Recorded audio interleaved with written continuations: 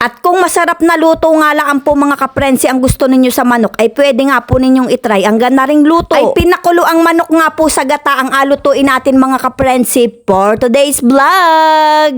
Ay kalimitan nga po pag tayo nagapinirito ng isang buong manok, kalimitan nga po ay diretso luto na. Pero ang agawin nga po muna natin ngayon, yung isang buong manok ay apakuluan muna natin sa gata ng niyog. Para nga ni po ay maging malinamnam at saka po ay malambot ang pagkakaluto ng ating piniritong isang buong manok. At lagyan nga po natin yan ng binuhol na tanglad para nga po pag naluto yung ating manok ay talaga naman pong makamabango. Ay pwede naman pong luya ang ilagay ninyo dyan kung wala po kayong tanglad. Ay lalo na nga ni po kung nahihiya kayong manghingi ng tanglad sa inyong kapitbahay.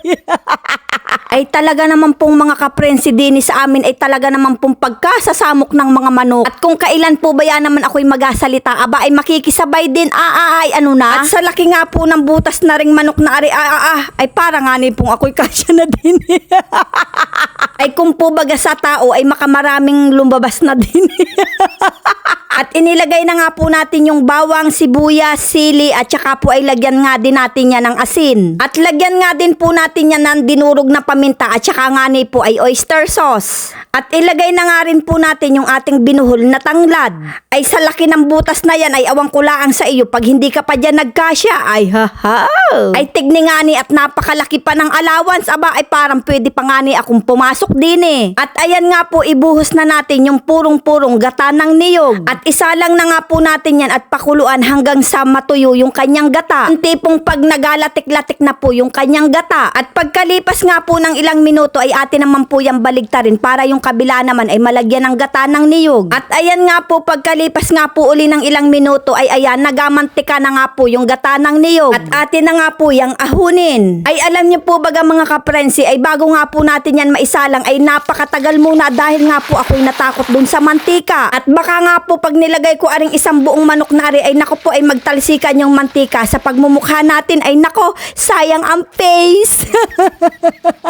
At ayan nga po pagkalipas ng ilang minuto ay luto na ang ating manok. Ay nako talaga naman mga kaprensi ako'y nanggigigil na din. Ay toyo nga po at saka po nilagyan natin ng chili garlic oil at saka po ay kalamansi ang ating agawing sausawan. Ay talaga naman pong mga kaprensi ay napakalambot ng ating pagkakaluto ay ayan sarap na rin. Kaya naman mga kaprensi ano pang inaintay natin dyan? Sakmala na! At napakasarap nga po niyang papakin mga kaprensi dahil nga po napakalambot ng ating pagkakaluto. At dahil nga po ay pinakuluan natin yan sa gata ng niyog ay talaga naman pong napakalinamnam at napakabango. Ay para nga ni pong napakasarap ulit-ulitin ang ganaring luto. Hanggang sa susunod na video mga kaprensi, maraming salamat!